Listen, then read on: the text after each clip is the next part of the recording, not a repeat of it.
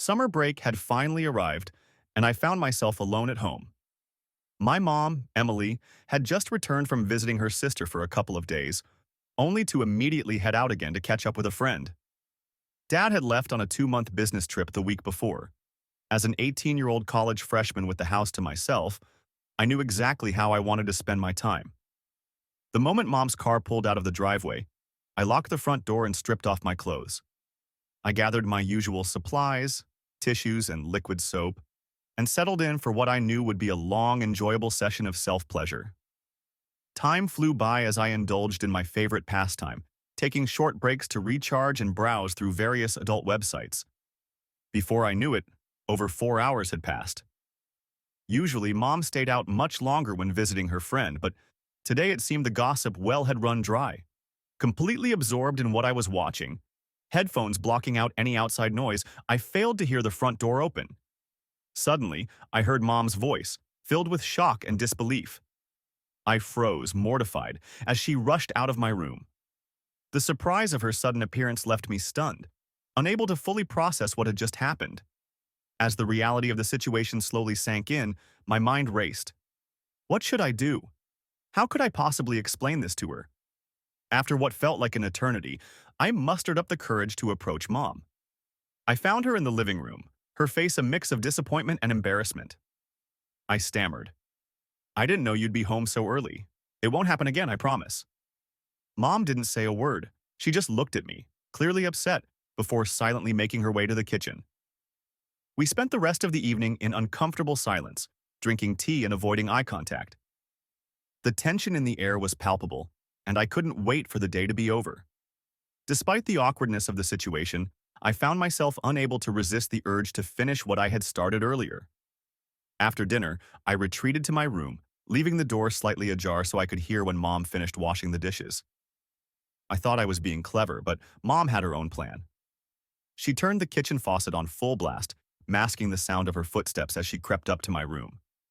I was completely oblivious until I heard her voice behind me. I nearly jumped out of my skin, frantically trying to close the browser tabs on my screen. Mom walked into the room, her eyes drawn to the adult content still visible on the monitor. She said, her voice trembling slightly. I began, but she cut me off. Embarrassed, but feeling I should be honest, I replied, "Well, every day, Mom, sometimes several times." She pressed. She nodded, processing this information. "Do you have a girlfriend?" I admitted. She sighed. "I just want you to know that I understand. You're young, and your body has needs. Don't be shy with me about this. If you enjoy it, I don't want to stop you. But I can't go out 3 or 4 times every day so you can have privacy. Just do what you need to do and ignore me." Before I could respond, she turned and left the room, leaving me utterly perplexed. How had this conversation even happened? It felt surreal. A few days later, during dinner, Mom casually asked, "Eric, did you take care of yourself today?" I nearly choked on my food. I muttered, still uncomfortable with this new dynamic. I couldn't believe this was happening. It felt like I was living in some alternate reality. After dinner, I retreated to my room, still processing this strange new normal. A few minutes later, Mom appeared in my doorway, wearing her usual house robe. She said nonchalantly. I pleaded, feeling my face flush with embarrassment. She insisted. "Let's watch that video from yesterday." Reluctantly, I typed in the search terms and pulled up the video we had accidentally watched together the day before. Mom instructed, and I obeyed silently. She stood next to me, watching with what seemed like genuine interest. Our eyes met briefly, and I quickly looked away, focusing intently on the screen. Mom encouraged. "Do what you normally do." She left the room briefly, returning with another chair, which she placed next to mine. We sat in silence, watching the video together. After a few minutes, Mom spoke again. The next morning, I woke up feeling like I was in a daze. Had yesterday really happened? Had I actually watched adult videos with my mom? The whole situation seemed absurd, yet oddly exciting. As I sat at my computer later that day, I heard Mom return from grocery shopping. Feeling bold, I decided to test the waters. I pulled up the same video from yesterday and slowly increased the volume, loud enough that it could be heard in the kitchen. The rustling of grocery bags stopped, and a moment later I heard Mom's footsteps approaching my room. My heart raced as she appeared in the doorway, a small smile on her face. With that, she left my room, leaving the door open. I sat there, both relieved and strangely disappointed. But then I noticed something odd. The apartment had gone completely silent. Curious, I crept out of my room to investigate. I found Mom's bedroom door closed, which was unusual for this time of day. As I stood there, wondering what to do next, I heard her call from the kitchen. I called back, my eyes still glued to the screen. Mom insisted, eventually coming to drag me away from the computer. Lunch was a quiet affair, with minimal conversation. I asked if she had heard from Dad and when he might be coming home. Mom's face fell slightly as she replied that his trip had been extended. She added, a note of sadness in her voice. Despite the events of the past day, there was still some tension between us. However, as the day wore on, the atmosphere began to lighten. We managed to have a few normal conversations, smiling and joking like we used to. That evening, we watched a couple of episodes of Game of Thrones together before retiring to our respective rooms. It was nearly 11 p.m., but I wasn't ready to sleep. I decided to indulge in my nightly ritual, this time opting to watch on the big TV in the living room. I had just settled in when Mom emerged from her room, as if drawn by some sixth sense. She asked, sitting down next to me on the couch. I asked, surprised. As we sat there, Mom broke the silence. Do you like her? This actress? I agreed. Must work out a lot. Mom laughed. Is that a hint? I grinned, relieved that we could joke about this.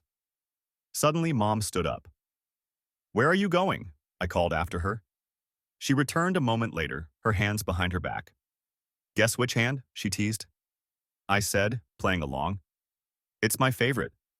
Mom smiled, pleased with my response. She handed me a small package in a black bag. As I began to open it, she explained. I thought you might find these useful. I don't know. I've never used them myself. Inside the bag was a set of high-quality headphones. I looked up at Mom, seeing a satisfied grin on her face. I managed to say, genuinely touched by the gesture. She encouraged. As I put on the headphones, testing their sound quality, I felt a mix of emotions. Part of me was disappointed that this was all she had gotten me, but another part was relieved. It was a thoughtful gift, one that acknowledged our new understanding without crossing any lines. Mom said, standing up. Time for bed. I'll clean up here, I replied, heading to my room. She called after me. As I lay in bed that night, my mind raced with thoughts of how quickly my relationship with Mom had changed. I wondered what the coming days would bring, both excited and nervous about this new dynamic between us. The next morning, I woke up feeling a strange mix of excitement and apprehension. The events of the past few days had completely altered my relationship with Mom, and I wasn't sure how to navigate this new dynamic. I made my way to the kitchen, where Mom was already preparing breakfast. She greeted me with a warm smile, acting as if nothing out of the ordinary had happened. Good morning, Eric. Did you sleep well? I mumbled, still feeling a bit awkward. Mom nodded, pleased. I'm glad you like them. I thought they might come in handy. We ate breakfast in comfortable silence. The tension from the previous day seemed to have dissipated. As I finished my coffee, Mom cleared her throat. Eric, I've been thinking we should probably set some ground rules about our new arrangement. I felt my face flush but nodded for her to continue. I agreed, relieved that she felt the same way. Second, if you're going to indulge in the living room, just give me a heads up. I don't want to walk in unexpectedly again. I replied, grateful for her surprisingly practical approach to the situation. She added, her voice softer now. If you ever want to talk about anything, and I mean anything, I'm here for you. No judgment, okay? I nodded, feeling a surge of affection for her. Despite the awkwardness of our situation, Mom was really trying to be supportive and understanding. Over the next few days, we settled into a new routine. What do you like about her? I hesitated, unsure how to answer. Well, I guess I like her confidence. And her, curves. Mom chuckled. I can see that.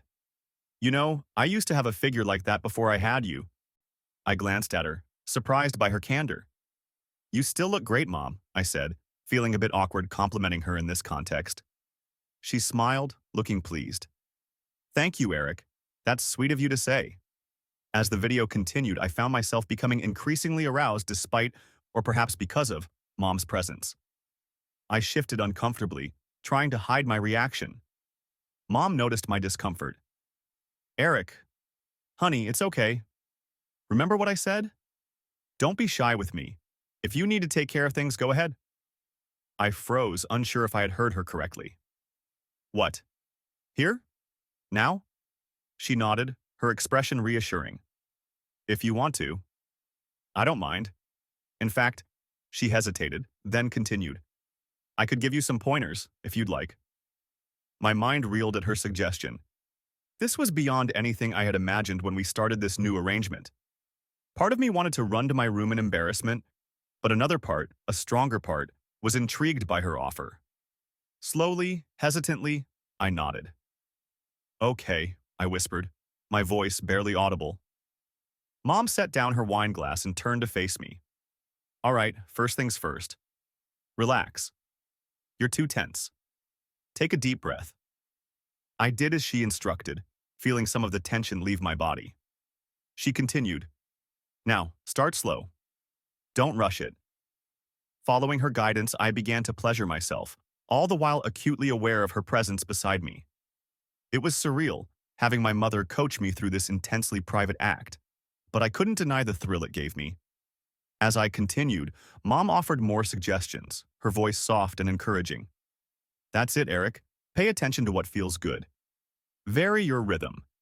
Her words, combined with the visual stimulation from the TV and the novelty of the situation, quickly brought me to the edge. I gasped. She murmured. With a muffled groan, I reached my climax, waves of pleasure washing over me. As I came down from the high, I felt a mix of embarrassment and exhilaration. Mom handed me a box of tissues, a small smile on her face. Feel better? I nodded, unable to meet her eyes. Yeah, thanks, Mom. She patted my knee affectionately. You're welcome, Eric. I'm glad I could help. Now, why don't you go clean up while I fix us some dinner? As I headed to the bathroom, my mind was spinning. What had just happened? How had we gone from awkward conversations to this? And more importantly, where would we go from here? Over the next few weeks, our unconventional arrangement continued to evolve. Mom became more involved in my activities, offering advice and sometimes even joining me in watching videos. She never participated directly, but her presence and guidance added an exciting new dimension to my experiences. One afternoon, as we sat together on the couch, Mom turned to me with a serious expression. My heart raced, wondering if she was having second thoughts about our arrangement. What is it, Mom? She took a deep breath before continuing.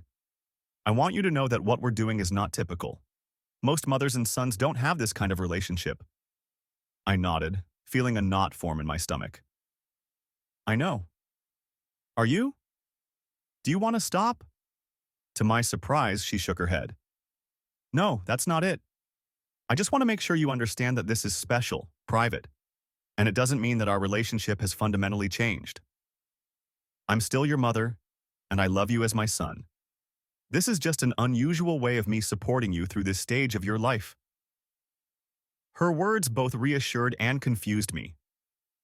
I understand, Mom. I love you too, and I'm grateful for your support. But why are you okay with this? Most moms wouldn't be. Mom was quiet for a moment, considering her answer. I suppose it's because I remember how difficult and confusing these feelings can be at your age. I didn't have anyone to guide me, and I made some poor choices as a result. I want better for you. I want you to be comfortable with your sexuality, to understand it, without the shame and secrecy I experienced. Her honesty touched me deeply. Thanks, Mom. That means a lot to me. She smiled, pulling me into a hug. You're welcome, sweetie. Now, how about we watch something a little tamer tonight? I heard there's a new nature documentary on Netflix. As we settled in to watch the documentary, I felt a newfound appreciation for my mother, despite the unconventional nature of our relationship. Her motivations came from a place of love and a desire to protect me. The weeks flew by, and before I knew it, It was almost time for Dad to return from his business trip.